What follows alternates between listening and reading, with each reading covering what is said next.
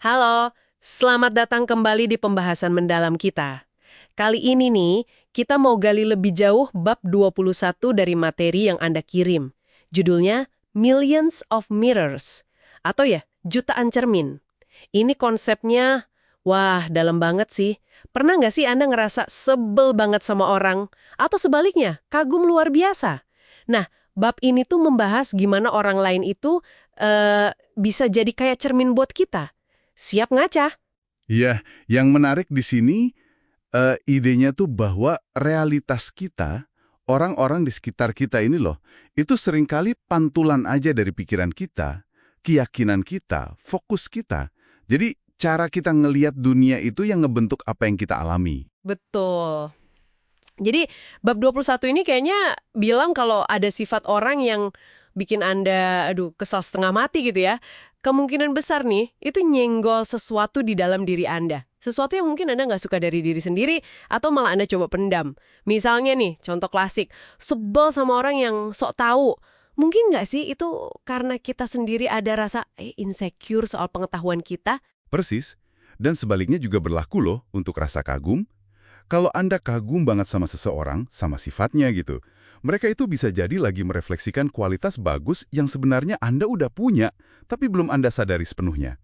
Atau, ya, kualitas yang Anda idam-idamkan gitu, pengen Anda kembangin. Jadi ini bukan sekedar, proyeksi kosong, tapi lebih ke pengenalan diri lewat orang lain. Oke, saya coba tangkep ya. Jadi orang-orang di sekitar kita tuh kayak semacam cermin hidup gitu ya. Mereka hadir tuh ada tujuannya, seringnya buat bantu kita tumbuh, bantu kita sadar soal isu-isu pribadi kita. Baba ini nyebutinnya cermin yang nunjukin gimana sih hubungan kita sama diri kita sendiri. Bener gitu? Tepat sekali. Kuncinya di sini, yang ditekankan di bab 21 itu.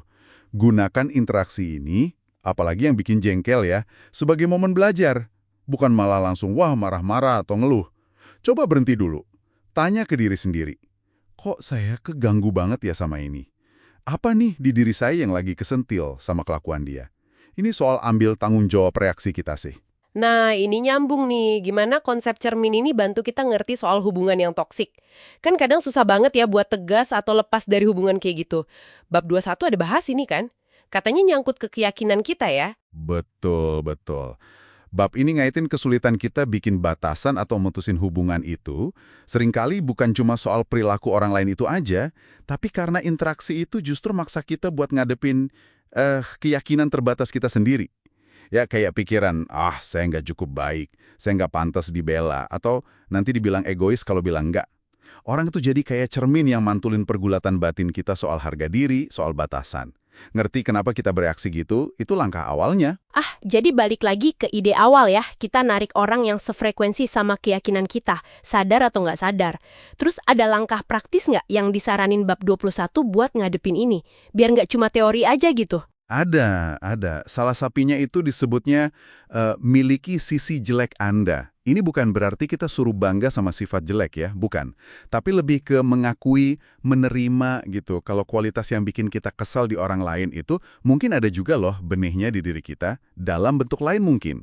Bab ini ngajak kita refleksi pakai pertanyaan kayak, saya perlu jadi orang seperti apa ya biar situasi atau orang ini nggak ganggu saya lagi? Jadi fokusnya geser dari nyalahin orang ke pemberdayaan diri kita sendiri. Jadi intinya bab 21 ini jelas banget ya. Setiap interaksi, mau enak mau nggak enak, itu sebenarnya kesempatan emas buat belajar tentang diri sendiri. Asal kita mau ngelihatnya sebagai cermin. Jangan disia-siain lah ya kesempatan buat tumbuh ini. Tepat. Dan mungkin sebagai penutup nih buat bahan renungan Anda di rumah. Coba deh perhatikan reaksi emosional Anda yang paling kuat ke orang lain dalam minggu ini. Mau itu rasa jengkel yang dalam banget, atau rasa kagum yang wah gitu. Reaksi mana yang paling sering muncul, yang paling intens?